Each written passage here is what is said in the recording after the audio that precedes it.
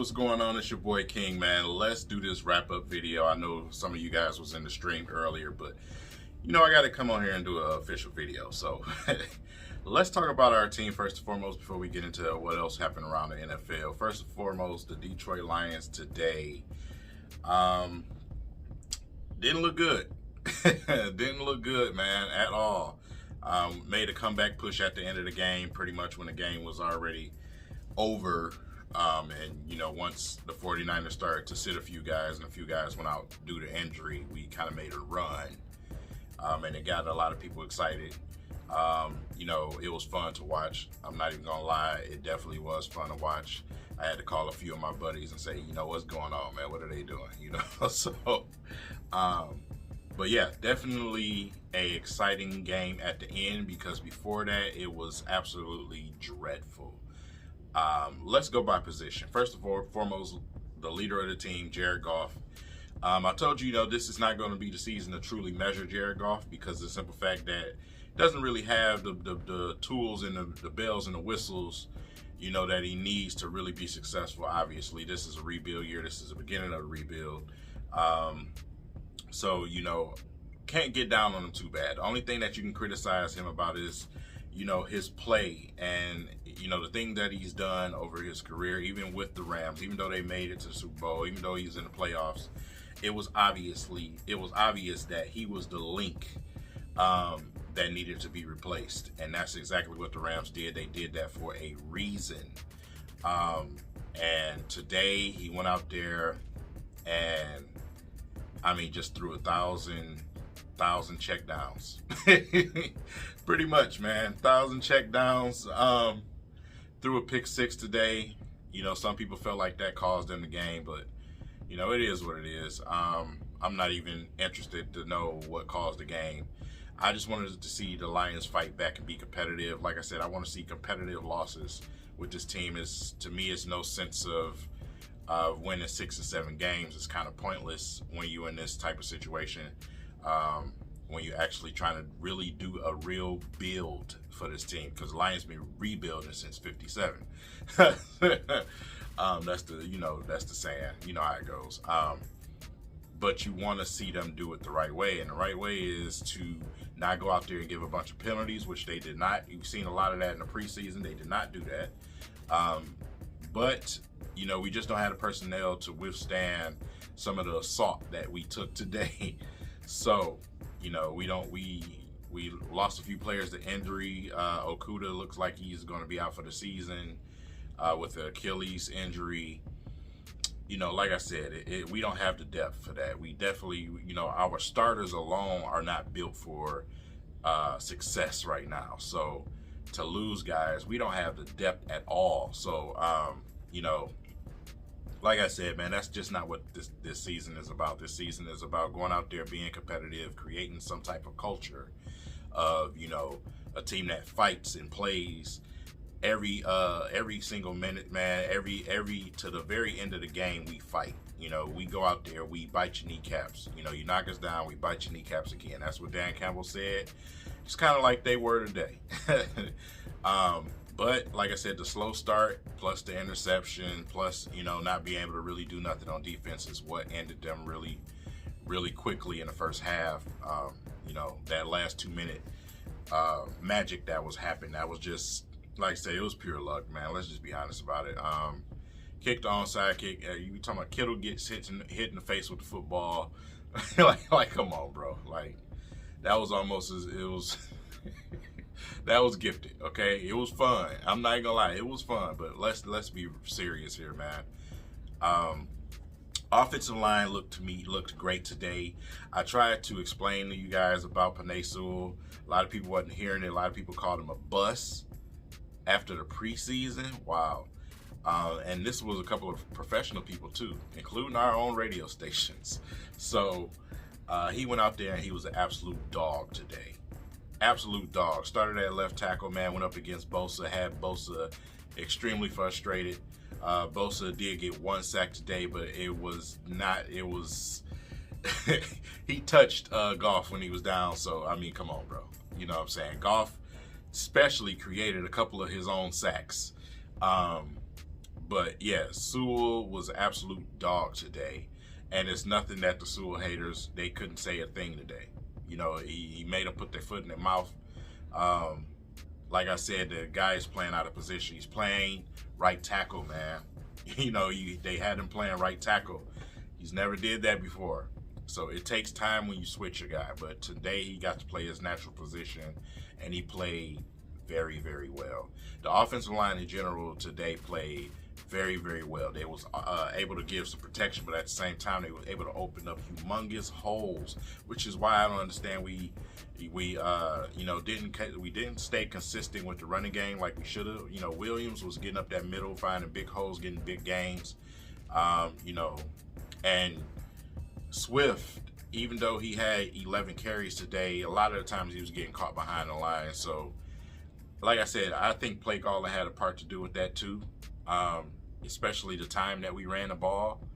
But, you know, it is what it is. We'll go back and we'll watch this game again, you know, slowly and really take a second look. But, yeah, they should have stayed with it, should have stuck with it. Should have stuck with Hockenson. Hockenson definitely should have had more passes come his way. I felt like it was working. They should have kept going with that. They went back to him at the end of the game when it was already, you know, pretty much too late. You know, some of the same traits that we've seen over the years that I just had a bone to pick with. But like I said, limited personnel, man, not much you can really do. The receivers, you know, did a pretty good job today. We had some drop balls. Kabinda dropped the ball. Swift dropped the ball.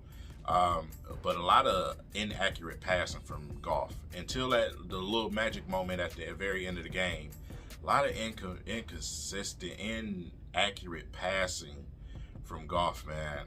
You know, throwing behind guys, throwing guys. I mean, it wasn't good. It wasn't good, man. And the Twitterverse was eating them up and chewing them up for him, because for a lot of you Lions fans, I know it's really the first time you really had a real look at Jared Goff. For guys like me that go and watch a lot of football, I've known this. I've known this over the years for Goff, and it's the reason why I say again, the Rams, they went another route. So it is a reason, and I don't know why some Lions fans think it's just going to be some miraculous change when he comes here, especially with no real pieces. We need to be looking forward to getting a quarterback to bring in here and raise up in the draft and getting prepared. That's what we need to be doing. But that's the offense, man. Let's look at the defense. The defense today was absolutely atrocious, and there was reasons why. Number one, it starts with the trenches. The pass rush just was not there. It is still absent. You know, Onwuzurike didn't play today, man. Alim McNeil, you know, he did pretty well. But you know, you got Flowers on Trent Williams, bro. You're not getting nothing out of that. You know what I'm saying? This is Trent Williams we're talking about here. So really didn't get much, man. Really didn't get much. Should have got more from Aquara. Should have got, you know, a little bit more push, period, man. We just couldn't. We couldn't get pressure, and you know how that goes. It makes everybody else look bad, especially when we have a linebacker core that is not full of studs. So makes everything look bad, man. Even Emmanuel Warrior looked bad today, and that is rare for me to say, because even with the Matt Patricia era, old Warrior held his own. But today, everybody had to suffer today. Okudah had a really, really, really bad play that everybody keeps picking at, but he also had some good plays. So I still stand exactly where I was with Okudah. I just haven't seen enough of Okudah. I want to see him play consistently and stay healthy. So him taking that injury, man, that Achilles injury, if it is that's absolutely gonna suck. But as far as our secondary goes, just didn't play well today. You know, Tracy Walker did have a sack today, but I still don't understand why Will Harris is still on this team. I don't know. I don't even understand how he survived this long on this team, to be honest, man, because like I said, when you look over the years, like, what has he done great? Like, why is he still the lone guy that's here? But anyway, it is what it is. That's just the defense right now. We just don't have the personnel. This team in general, we don't have star players. We don't have stars. So we're at a stage right now where we just got to, we got to go out there and fight tooth and nail and give it all we got with what we have. That's just where we are right now. This is the rebuild, the retool, whatever you want to call it. That's just where we are. And like I said, we have no stars. We have complimentary guys right now, and we have budding stars. Guys like T.J. Hockenson, guys like DeAndre Swift. They need some stars to go along with them. You know what I'm saying? Especially Hockenson. Hockenson definitely, he needs some help. You know what I'm saying? So Cephas looked good today. A lot of toe tapping when it came to receivers. Amon-Ra St. Brown had a nice catch, man, but it was called back. We had 2 plays that was called back, actually. But Cephas, Amon-Ra, Williams had 1 catch. Benson was frustrating, the secondary, so they gave up some big yardage and some penalties. But, yeah, like I said, it's not all terrible. It's not like he has absolute zero. It's not like Jared Goff has absolute zero. They have enough to win some games. They do. They really have enough to win some games on the offensive end. On the defensive end, we ain't there. But on offensive end, yes, you do. Your offensive line blocks for you. They gave you good protection. Your running backs was able to get through the holes today. Receivers was catching the ball when you threw it to them accurately today. T.J. Hockenson was catching the ball when you threw it to him accurately today. Yes, he had enough today to win this football game. But the impatience and the same problem that I told y'all about that he was having in preseason when Barnes and Pittman both picked him off. And then he did the same thing in preseason. And then he did the same thing today. That same thing, he threw that pick 6. It was the same exact problem. And I think it's going to be something that's just going to be a consistent thing with him, man, because we all know that he's a turnover machine. Let's just be honest about it.